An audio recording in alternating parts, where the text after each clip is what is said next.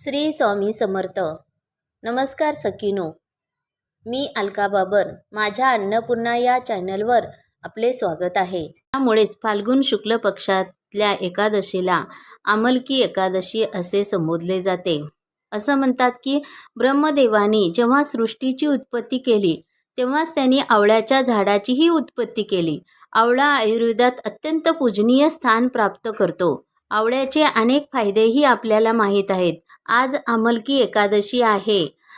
ब्रह्मदेवाने सृष्टीसोबतच आवळ्याचं झाड पृथ्वीवर निर्माण केलं. सर्व नद्यामध्ये पवित्र नदी म्हणून आपण गंगेला पाहतो. देवामध्ये भगवान विष्णूंना पाहतो. तसंच आवळ्याला शास्त्रामध्ये परमोच्च स्थान प्राप्त झालं आहे. हे झाड अनेक आयुर्वेदिक फायदे घेऊन येण्याबरोबरच भगवान श्री विष्णूंनाही हे झाड अत्यंत प्रिय आहे. असं म्हणतात की श्री विष्णूंनी ही एकादशी जो करेल त्याला गोदानाचे पुण्य लाभेल असं सांगितलं होतं. त्यामुळेच फाल्गुन शुक्ल पक्षातल्या एकादशीला आमलकी एकादशी असं संबोधलं जातं. आमलकी एकादशी या एकादशीचे पवित्र व्रत विष्णू लोकांची प्राप्ती करून देणारे आहे. हिंदू धर्मामध्ये एकादशीला फार महत्त्व आहे. या एकादशीचे पौराणिक कथा काय आहे ते आज आपण पाहणार आहोत.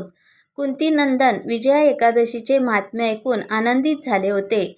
विजया एकादशीचे महात्म्य ऐकल्यावर कुंतीनंदन भगवान श्रीकृष्णांना विचारतात, फाल्गुन महिन्यातील शुक्ल पक्षाला येणाऱ्या एकादशीचे काय महात्म्य आहे? कुंतीनंदन खूप विनम्रपणे भगवान श्रीकृष्णाला प्रश्न विचारतात. त्यांची विनंती ऐकून भगवान श्रीकृष्ण म्हणाले, फाल्गुन महिन्याच्या शुक्ल पक्षाला येणाऱ्या एकादशीला आमलकी एकादशी म्हणतात. भगवान श्रीकृष्ण म्हणाले, हे कुंतीनंदन, या एकादशीचे पवित्र व्रत विष्णू लोकाची प्राप्ती करून देणारे आहे. या व्रताची एक प्राचीन कथा आहे. ती आज आपण ऐकणार आहोत. प्राचीन काळी महान राजा वशिष्ठ मुनींना प्रश्न केला की महर्षीजी, आपण जर माझ्यावर प्रसन्न आहात तर मला असे व्रत सांगा की ज्याने माझे कल्याण होईल.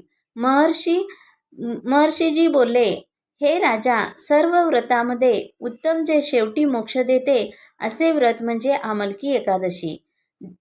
हे व्रत जो कोणी करेल त्याला 1000 गायीचे दान केल्याचे पुण्य लाभेल. आमलकी एकादशीच्या व्रताची उत्पत्ती कशी झाली, हे व्रत कसे करतात ते कृपा करून मला सांगा, असे राजा महर्षीजींना बोलतो. हे राजा, मी तुम्हाला या व्रताची पूर्ण माहिती देतो. हे व्रत फाल्गुन शुक्ल पक्षात येते. या व्रताचे फळ प्राप्त केल्याने सर्व पाप नष्ट होतात. तसेच आमलकी म्हणजे आवळा, याची उत्पत्ती श्री भगवान विष्णूच्या मुखातून झाली. प्राचीन काळी वैदिक नावाचे नगर होते. त्या नगरामध्ये ब्राह्मण, वैश्य, क्षत्रिय, शूद्र व चारी वर्णातील लोक फार प्रसन्न होते. या नगरात नेहमीच वेदांचे पठण होत असे. त्या नगरात कोणीच पापी, दुराचारी, नास्तिक असे कोणीच नव्हते. नगरामध्ये चैत्ररथ नावाचे चंद्रवंशी राजा राज्य करीत होते. ते फार विद्वान व धार्मिक प्रवृत्तीचे होते. त्यांच्या राज्यात कोणीच गरीब नव्हते. त्या राज्यातील प्रजा ही विष्णू भक्त होती. तेथील लहान मोठे सर्व एकादशीला उपवास करत होते.